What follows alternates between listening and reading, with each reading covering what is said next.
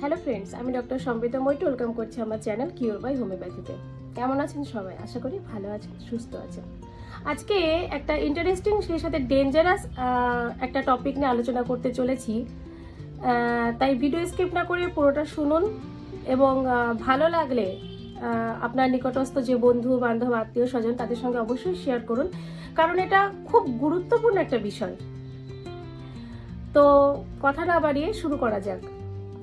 বাড়িতে যখন কোনো ছোট বাচ্চা হয় বা আত্মীয় স্বজনদের যদি কোনো ছোট বাচ্চা হয়, তো বাড়িতে অনেক আত্মীয় স্বজন বা পরিবার পরিজন সবাই আসেন এবং ছোট বাচ্চাকে কোলে নিয়ে আদর করে, তার মুখে বা তার ফেসে চুমু খায়।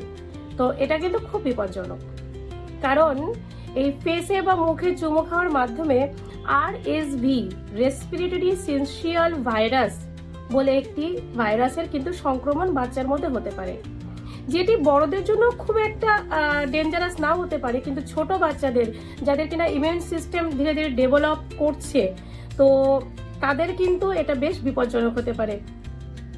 সেই সাথে বাচ্চা কি হবে, ইরিটেবল হয়ে যাবে। বাচ্চার মধ্যে প্রথম যে সিমটম দেখা যায়, বাচ্চা ইরিটেবল হতে শুরু করবে, ঠিকভাবে ফিডিং করবে না, দুধ খেতে চাইবে না, এবং তার মধ্যে কিন্তু অ্যাপনিয়া বা শ্বাসকষ্টের সমস্যা, ব্রিদিং ডিফিকাল্টিস কিন্তু দেখা দেবে।